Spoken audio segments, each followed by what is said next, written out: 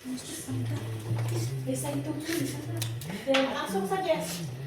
Assalamualaikum warahmatullahi wabarakatuh. Waalaikumsalam warahmatullahi wabarakatuh. Selamat pagi anak-anak. Pagi, Bu. Bagaimana kabar kalian hari ini? Baik. Sudah sarapan? Belum, Ibu. Nah, kenapa belum? Kesiangan. Oh, kesiangan. Nanti setelah pembelajaran pas istirahat jangan lupa makan ya. Baik, Ibu. Hari ini apakah ada yang tidak berhadir? Jadi semua ibu. Ada semua. ya? Berhadir semua ibu. Hadir semua, Ibu. Sebelum memasuki pembelajaran, ketua kelas bisa pimpin doa terlebih dahulu. Ketua kelas siapa? Lali. Ya. Aldi, Bu. Kita berdoa kepada Tuhan. Sudah dimulai. Sudah selesai. Nah, sebelum itu, ibu mau nanya, apakah kalian pernah makan makanan khas Bandar? Pernah ibu. Belum, Ibu. Belum. Kira-kira apa saja? Untuk nasi kuning ibu, nasi kuning. Ketupat Ketupat kandangan. kandangan. Apa lagi? Ketupat kandangan, Bu. Rimpi. Mandai. Bubur Itu apa lagi? Dadah. Dodol. Baik. Nah, hari ini kita memasuki bab baru yaitu menyelisik ide pokok dan ide pendukung. Jadi di sini nanti ibu minta kalian untuk menganalisis teks makanan khas Banjar dan menemukan ide pokok dan ide pendukung. Baik ibu. Baik, Ibu. Baik, Bu. Sebelum itu, ibu ingin menyampaikan tujuan pembelajaran hari ini. Yang pertama, peserta didik mampu mengidentifikasi ide pokok dan dalam teks secara tepat. Yang kedua, peserta didik mampu membedakan ide pokok dan ide pendukung dalam teks. Dan yang ketiga, peserta didik mampu menyimpulkan dan mempresentasikan hasil analisis dengan tepat. Adapun manfaat pembelajaran, yang pertama, peserta didik dapat memahami isi teks dengan lebih baik melalui kemampuan mengidentifikasi ide pokok secara tepat. Yang kedua, peserta didik dapat membedakan informasi utama dan informasi pendukung sehingga lebih mudah memahami struktur dan makna teks. Dan terakhir, peserta didik dapat mengembangkan kemampuan berpikir kritis, menyimpulkan informasi, dan mengomunikasikan hasil analisis secara jelas dan percaya diri. Baik, Ibu. Sebelum itu, ibu mau tanya, apa yang dimaksud ide pokok dalam suatu paragraf? Ada yang tahu? Gagasan utama bu. Gagasan utama. Yang lain? Apa itu, Bu? Inti pembahasan, Ibu. Inti pembahasan. Baik. Bagaimana cara menemukan ide pendukung? Ada yang tahu? Ide Saya pendukung. bu. Baik, Meli. Apa? Cara menemukan ide pendukung itu dengan membaca cermat kalimat-kalimat setelah mencari gagasan pokok bu. Ya, baik. Betul sekali. Ibu jelaskan lebih lanjut. Pengertian ide pokok. Ide pokok adalah gagasan utama yang menjadi inti pembahasan dalam sebuah paragraf. Ide pokok berfungsi sebagai pusat informasi yang ingin disampaikan penulis kepada pembaca. Dalam sebuah paragraf, ide pokok biasanya dinyatakan dalam satu kalimat utama yang kemudian dijelaskan oleh kalimat-kalimat lainnya. Oh, Nah, macam itu. ciri-ciri ide pokok yang pertama mengandung inti pembahasan paragraf. Nah, ide pokok ini adalah gagasan utama yang pembahasan dalam sebuah paragraf. Yang kedua, bersifat umum dibandingkan kalimat lainnya. Ide pokok ini biasanya bersifat cakupannya lebih luas dibandingkan kalimat lainnya yang lebih khusus atau lebih rinci. Yang ketiga, dapat berdiri sendiri sebagai kalimat utama. Nah, ide pokok ini dalam ide pokok ini terdapat di kalimat utama dan tetap bisa dipahami walaupun dipisahkan oleh kalimat penjelas. Yang keempat, dijelaskan oleh kalimat-kalimat pendukung. Nah, kalimat-kalimat pendukung di sini berfungsi untuk menjelaskan dan menjadi bukti untuk memperjelas ide pokok. Dan yang kelima, biasanya mengandung kata kunci utama. Selanjutnya, letak ide pokok dalam paragraf. Ide pokok dapat ditemukan di beberapa posisi. Bisa di awal paragraf, yaitu deduktif. Ide pokok disampaikan di awal, kemudian diikuti oleh penjelasan. Yang kedua, di akhir paragraf atau induktif. Penjelasan disampaikan terlebih dahulu, kemudian disimpulkan di akhir. Dan yang terakhir, bisa di awal dan di akhir atau campuran. Ide pokok disampaikan di awal dan ditegaskan kembali di akhir. Selanjutnya, pengertian ide pendukung. Ide pendukung adalah gagasan yang berfungsi menjelaskan, memperinci, atau memperkuat ide pokok. Ide pendukung biasanya berupa kalimat penjelas yang berisi contoh, data, fakta, atau alasan. Ide pokok tidak dapat berdiri sendiri karena berkaitan dengan ide pendukung tidak dapat berdiri sendiri karena berkaitan dengan ide pokok. Ciri-ciri ide pendukung yang pertama menjelaskan dan memperinci ide pokok. Nah, di sini ide pendukung itu memberikan penjelasan, memperinci untuk memperjelas ide pokok agar ide pokok lebih mudah dipahami. Yang kedua bersifat lebih khusus. Ide pendukung di sini bersifat lebih rinci, sedangkan ide pokok bersifat lebih umum. Yang ketiga berupa contoh, data, atau penjelasan. Dan yang keempat jumlahnya lebih dari satu dalam paragraf. Biasanya dalam satu paragraf itu ada beberapa ide pokok yang terdapat dalam paragraf. Dan yang ketiga tidak dapat berdiri sendiri. Hubungan ide pokok dan ide pendukung. Ide pokok dan ide pendukung memiliki hubungan yang sangat erat. Ide pokok merupakan inti atau gagasan utama, sedangkan ide pendukung berfungsi sebagai penjelas yang memperkuat ide tersebut. Jika ide pendukung diibaratkan sebagai kepala, maka ide pendukung adalah tubuh yang melengkapinya.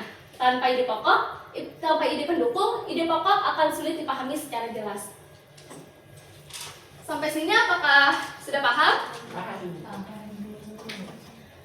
Nah, di sini Ibu minta satu orang untuk membacakan contoh teks di Sandia. Siapa yang mau? Sahwa Bu. Warna Bu. Sahwa, boleh? Bu. Baik Bu. Makanan khas Banjar merupakan salah satu kekayaan kuliner yang berasal dari Kalimantan Selatan. Masyarakat Banjar memiliki berbagai jenis makanan tradisional yang terkenal karena cita rasanya yang khas dan penggunaan rempah-rempah yang beragam. Salah satu makanan yang paling terkenal adalah soto Banjar. Makanan ini berupa sup ayam yang disajikan dengan bihun, telur rebus, dan taburan bawang goreng. Selain itu, terdapat pula ketupat tendangan yang terbuat dari ketupat dan ikan haruan yang dimasak dengan kuah atau gurih. Berbagai makanan khas Banjar tidak hanya menjadi bagian dari kehidupan sehari-hari masyarakat, tetapi juga menjadi daya tarik bagi wisatawan yang berkunjung ke Kalimantan Selatan. Baik, terima kasih Sahwa. Nah, setelah dibacakan oleh Sahwa, apakah kalian bisa menemukan yang mana ide pokok dan ide pendukung? Ada yang tahu? Saya Bu, Silakan Heldi. kalau ide pokok itu yang di kalimat pertama, makanan khas Banjar merupakan salah satu kekayaan kuliner yang berasal dari Kalimantan Selatan. Iya benar. Tepuk tangan untuk Heldi. Ada yang tahu yang mana ide pendukung? Soalnya. Ada yang tahu? Dari kalimat 2 sampai kalimat terakhir. Iya benar. Tepuk tangan lagi untuk Heldi.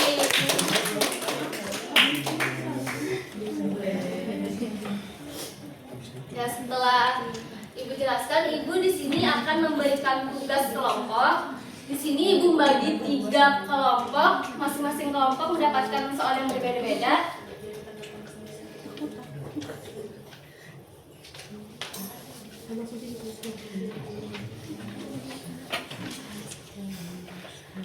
Dikerjakan sama-sama ya, jangan berisik. Ibu beri waktu 20 menit untuk mengerjakan. Baik Ibu. Apakah ada kesulitan? Tidak ada Ibu. Aman saja Ibu. Bagaimana anak-anak? Apakah sudah selesai? Selesai Ibu. Nah, jika sudah selesai, Ibu meminta kalau perwakilan kelompok 1, 2, dan 3 untuk maju ke depan mempresentasikan hasil dari kerja kelompok. Baik Ibu. Silakan.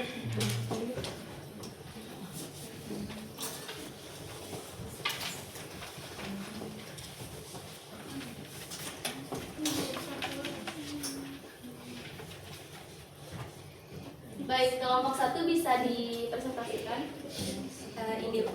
Ini teksnya hamparan tatak. Kemudian di pokok awal paragraf itu yang bagian hamparan tatak merupakan salah satu makanan khas Banjar yang memiliki cita rasa unik dan menjadi kebanggaan masyarakat Kalimantan Selatan. Kemudian di pokok akhir paragraf itu ada di oleh karena itu hamparan tatak merupakan salah satu makanan khas Banjar yang memiliki nilai budaya tinggi dan patut dilestarikan. Kemudian di pendukungnya ada hamparan tatak terbuat dari pisang, tepung, beras, santan, dan gula. Kelompok lain apakah ada tanggapan? Silakan Ibu. Tidak. Baik, selanjutnya kelompok 2. Baik, di sini kelompok kami mendapatkan bingka Banjar. Jadi dalam teks bingka Banjar ini ide pokoknya yaitu bingka Banjar menjadi salah satu makanan khas Banjar yang terkenal dan terus dilestarikan hingga sekarang. Ide pendukungnya dari paragraf 2 hingga terakhir. Lalu paragraf ini termasuk induktif karena ide pokok terletak pada di akhir paragraf. Kelompok lain apakah ada tanggapan? Silakan Ibu. Tidak. Selanjutnya kelompok 3. Baik, kelompok kami mendapatkan teks ketupat kandangan. Ide pokoknya, ketupat kandangan merupakan salah satu makanan khas Banjar yang terkenal dan menjadi kebanggaan masyarakat Kalimantan Selatan. Ide pendukungnya dari paragraf 2 sampai terakhir, lalu keterangannya, paragraf tersebut merupakan paragraf deduktif karena ide pokok terletak pada kalimat pertama. Baik. Terima kasih kelompok sudah mempresentasikan hasil analisisnya. Bisa kembali ke tempat duduk. Tepuk tangan untuk kelompok yang sudah maju. Selanjutnya,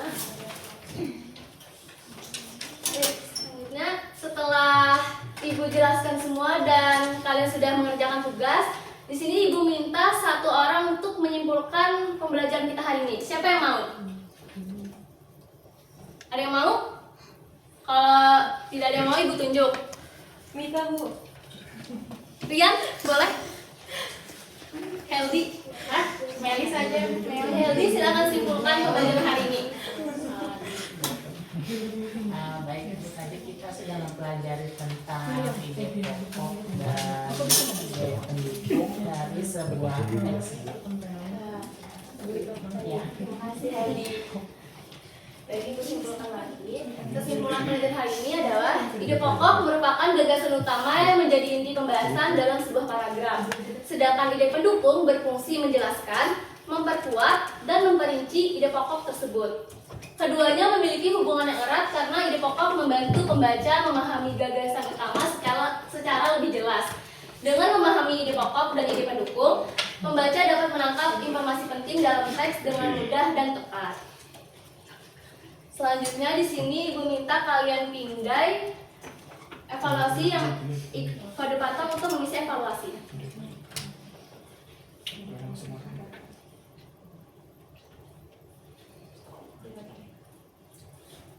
Sudah? Sudah, Bu.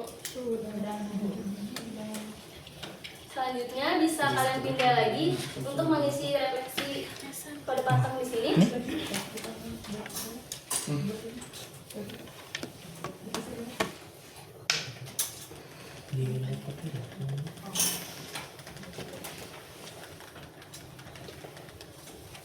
Sudah? Sudah, Bu. Sudah, Ibu. Baik, berakhir sudah pembelajaran kita hari ini. Sebelum kita mengakhiri pembelajaran hari ini, silakan ketua kelas pimpin doa. Baik, kita berdoa kembali kepada Tuhan, berdoa dimulai. Ya, selesai. Berakhir sudah pembelajaran kita hari ini. Bila ada salah kata, Ibu mohon maaf. Assalamualaikum warahmatullahi wabarakatuh. Waalaikumsalam.